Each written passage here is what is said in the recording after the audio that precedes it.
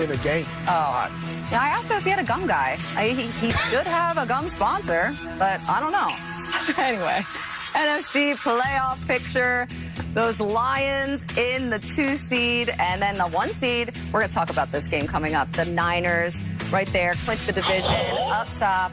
A lot of movement with the Bucs. They just need one more win, and then they will win the division. And your Rams, they are flying up the playoff picture as well. So, which NFC teams are going to win those last 2 spots? Because clearly the Cowboys and the Eagles are both in. Only 2 spots remain in the NFC. Only 2? Yeah, I think the 2 that are there right now, the only team that does scare me is the Green Bay Packers. And the reason being is Seattle has a favorable schedule going forward. If Green Bay wins their next 2 and the Rams win one of the next 2 or they end up with the same record, Green Bay gets in because they beat them head-to-head. So that, to me, that makes Week 18 a little tough. But I love what the Rams and the Seahawks are doing. I think they're both playing their best football as of lately. The Seahawks went on that terrible stretch because they had a tough part of their schedule. They had 5 hard games in a row.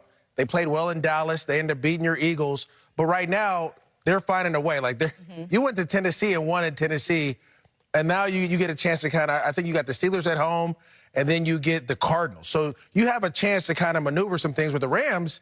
They have the Giants in New York, and then they got to go to Santa Clara to play the Niners. So it's tough. While Green Bay, they're just sitting back waiting. They're just sitting back waiting. These other teams, I think these 2 are fighting for NFC South, and then the Vikings are kind of, it's over for them, I think. Okay. You agree? I actually do agree with him. I even agree with him with the Rams as well, because he wasn't being a homer. He was talking through it. Yeah. Good job. They've been finding ways to turn the ball over and get teams off the field. I'm giving you that. I think it's going to be a good one. This offense before, it was pretty much just Matthew Stafford to Cooper Kupp. Yeah, now, like that no more. Cooper Kupp, you have Puka Nacua. They're running the ball really well. Williams, Who they got on defense, though? Aaron Donald. They got Aaron Donald. Yes, Kobe they Turner? do. Kobe Turner. Uh-huh. Kendrick. Byron Young. They got Kendrick, though. Who? Oh, exactly. He was found. We found him. So tomorrow, Merry Christmas, Christmas Day. It's a triple header. Raiders and Chiefs up first. 8:15, baby. And then we have the NFC East special with the Giants, Tommy DeVito, and the Philadelphia Eagles. And finally, the grand finale. What a game. This will be the Ravens, #1 seed in the AFC, taking on the #1 seed in the NFC. Game of the week. I'm so excited. I know that you are. Yeah. The year? The week of the year? Yeah. It's a playoff Thursday night was the game of the week, but that's neither here nor there. I know. Listen. I have been so excited to talk to Steve about this game because I'm just like wondering how you're going to just internally deal with watching these 2 teams. You grew up rooting for one team. Yeah. You have loyalty to the other team from playing for them. So where's your heart? How do you even like do this tomorrow? Well, you got a brick in Las Vegas. I got a brick in Baltimore. Oh, do you? Yeah, established 2014. I like it. I like that. But I'm excited about this game just because you got high-powered offenses. You have physical defense. The black and blue division, which I was in for a little bit of time, but just admired how you play that game in the AFC North. But looking at the San Francisco 49ers, seeing all the guys that they have, what they do well, Debo Samuels, his name is Debo, and that's how he plays. You got Brandon Ayuk, who is really very surgical in what he's doing. The CMC, he's doing an outstanding job being able to play everywhere. Right. The key, though, is this defense. How does the Baltimore Ravens find a way to have answers without Mr. Reliable of another number 89, Mark Andrews? You have, obviously, OBJ. You have Rashad Bateman, Zay Flowers, all these guys, and likely is starting to show that he can play, but running the football. But Ronnie Stanley, how that knee is going, how he's not 100%, and they got just a truckload of guys that will rush the quarterback. So I'm just going to see how this game is going to play out. I'll say this. The Niners defense, they struggle with mobile quarterbacks. Yes, they do. And Lamar is the mobilest. Yes, he is. Of all the mobile quarterbacks. Yeah. Because that's the part. If you can't get to Lamar, we saw it. He does. We saw it 2 or 3 times in a row. If you can't get Lamar to the ground, it is going to be a problem. Yeah. And I've always said that about the Baltimore Ravens. He is the X factor. He's the answer. I agree. If everything's away, he can scramble around and make a play. Yeah. And so that's going to be the key to this game is can the Niners defense get Lamar to the ground? So do they have a spy? Yeah. Does that spy work?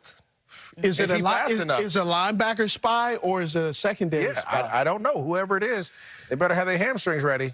Niners struggling with mobile quarterbacks, and Lamar is really, really good in his career against top 5 run defenses. He's 11-2 against teams that have that. Hold on. This is a whole different defense. What? And I think he's like 19-1 against NFC opponents. Yeah, hey, that's a good nugget right there. They play well. Yeah, I got a couple.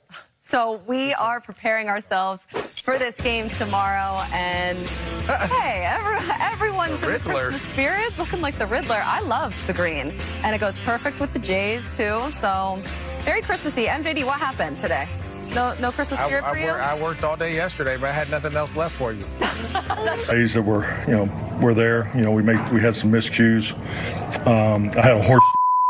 We were backed up twice, and he didn't move the field position, so we didn't help our defense there. We had one giveaway. So I mean, it's those big mistakes that you can't make. Big mistakes definitely got them in a big spot here because in the NFC, the playoff picture, there it is. The Cowboys swap spots with the Eagles, so now they are the 5 seed, a wild card team that will have to play the majority of the games on the road. Clearly nothing is set in stone yet with 2 weeks left to play, but the Eagles now at 10-4 with the 3 seed. And also today, it was nice for the Lions to win the division for the first time in 30 years. So great for them. But the Cowboys, we've seen these issues away from AT&T Stadium all year long. Yeah. And this is against a good team with a winning record. Are you concerned at all with how the Cowboys play different or just how they're playing right now? I'm not really concerned. I think the Cowboys have been in this situation multiple times, right? Last year, they played the Buccaneers. They beat them in Tampa. They're used to that route, and that's where it kind of looks like it's going. The biggest issue here is after that. Do you have to go to San Francisco if you win that game? Do you have to go to Philly? Do you have to play on the road and play some of these tough NFC opponents? And the one thing about the National Football League is this.